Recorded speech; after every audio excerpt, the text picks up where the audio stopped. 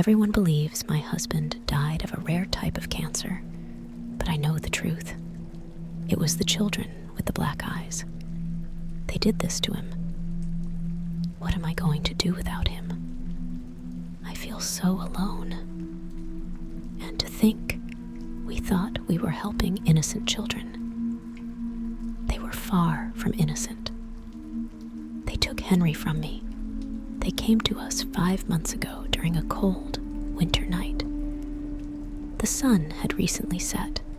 Henry and I were sitting by the fire, playing a game of chess when our doorbell rang. It was a little unusual, and Henry even told me to ignore it.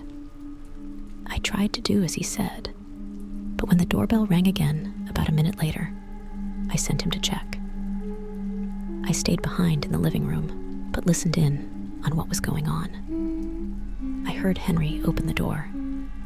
We're waiting for our father. May we come inside? Hearing this, I got up to see what was going on. On our front step were 2 children, a boy and a girl, who seemed about 7 to 9 years old. They were wearing old-fashioned clothes, and both had deathly pale skin. Foolishly, I invited them inside, worried about them catching a cold. Henry wasn't as trusting, however. He blocked the kids' path, asking them where their parents were and why they'd been left here alone. The kids stared and stared at their feet, I assume, because they were feeling shy or scared. I scolded Henry for keeping them out in the cold and pulled him out of the way to allow the children in. If only I'd known what it would lead to. We invited the children to move by the fire to get warm. They complied without saying another word, despite Henry asking them more and more questions about their parents and situation. This is when I noticed something strange. The children walked together, sat together, and crossed their hands on their laps together, like they were playing some sort of game, mirroring each other. I'd never seen kids act like this. I wondered if it was because of Henry's insistent questions. "You're being too intimidating," I told him. "They're probably cold and tired. I'm going to make them some cocoa." I went to the kitchen and began to heat some milk, hoping it would help our young guests feel more at ease. Next door, in the living room, I could hear Henry speaking, but I couldn't tell if he was getting any answers. And then there was a loud, breaking noise, and I heard Henry curse, so I rushed back to the living room. A vase had fallen off the chimney, and our cat was hissing at the kids. He was normally very friendly. I'd never seen him act so distressed. I tried to pick him up, but he just ran out there, hissing some more. May we use the bathroom? I heard the kids say from next to me. I turned around and was about to reply when I noticed the kids' eyes, 2 black voids without an ounce of emotion or humanity behind them. I was so shocked that all I could do was point the kids towards the restrooms without uttering a word. "Did you see their eyes?" Henry asked in a strained voice. He was holding his head in pain. His nose was bleeding. I went by his side to check on him when suddenly the power went off. We were bathed in complete darkness, almost as black as the children's eyes. And then there was a loud knock on our front door. Father is here, says a small voice from the end of the corridor. Another knock echoes through the night. Father is here, the children say, slowly walking towards the lobby. I can't see them well. I see 2 little silhouettes moving hand in hand towards me as I'm opening the door against my will, like I'm compelled to do so. In the living room, Henry is moaning in pain, grabbing his head. I open the door. There's no one outside, At least, not that I can see. And yet, at the same time and in the same tone, both of the children say, Hello, Father. before rushing outside into the night.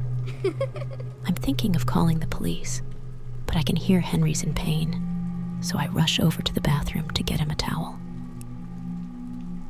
There, on the bathroom floor, I find our cat lying in a pool of its blood, dead. We didn't see the children again after that night, but Henry had more and more nosebleeds, and when we finally visited the doctor, he was diagnosed with terminal cancer. He passed last week, and now I'm left alone in this world, wondering what exactly we let into our home that night. They took my cat, then my husband. So why was I spared? And will they ever come back? If so, I'll be ready. I won't let them get away with this.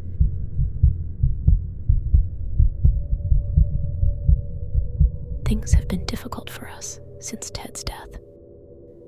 The love of my life is gone, and my relationship with my daughter has been strained.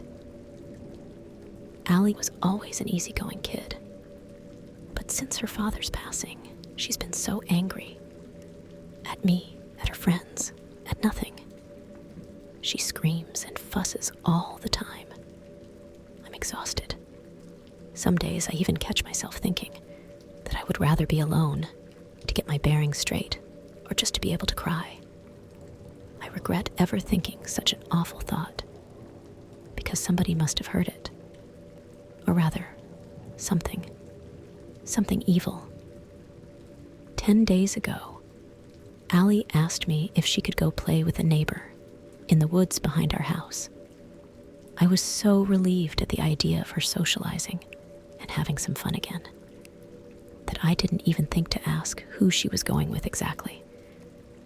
But by 9 p.m., Allie wasn't home. I knocked on every neighborhood door, but no one had seen her or heard of her going to the woods with anyone. I had no idea where she was and with whom. I called the police, but as I was waiting for someone to come over, the doorbell rang. Allie was home. I asked her where she'd been. She says, outside, playing. Like I told you, Mother. I was speechless. She never once called me Mother in her life. That night, she went to bed easily. I told myself she was simply making an effort because she was sorry. But in my gut, I know that something is wrong. The following days, her freaky politeness keeps going. Suddenly, Allie dresses for school without complaint and does her homework without being told. I don't recognize my own daughter. Then, one fateful night, as I turn off her bedside lamp, I catch a glimpse of her eyes, just as she's about to close them. And I see it now. I just know. This isn't my daughter. She looks like my daughter. Sounds like her. But this child that has come back from the woods, this child isn't my Allie. I know because I've seen a glimpse of her real eyes. Pitch black, evil eyes without an ounce of humanity. My Allie's been replaced by something dark and ugly, something without a soul. I ask it what she's done to my little girl. That thing just smiles at me, taunting me. I run into the woods, calling Allie's name. I search for hours, convinced I can hear her calling to me faintly amongst the bustling sound of the wind in the trees. I find nothing but her little red sweater in a puddle. Just like my husband, my child has been taken from me. I wasn't going to let the creature responsible for it get away with it. So it thought it could replace my child in my heart. Not a chance. I go home, grab the biggest kitchen knife I could find, and avenge Allie's death. I'm charged with the murder of my child, but my child's death wasn't my doing. Believe me or don't, sorry.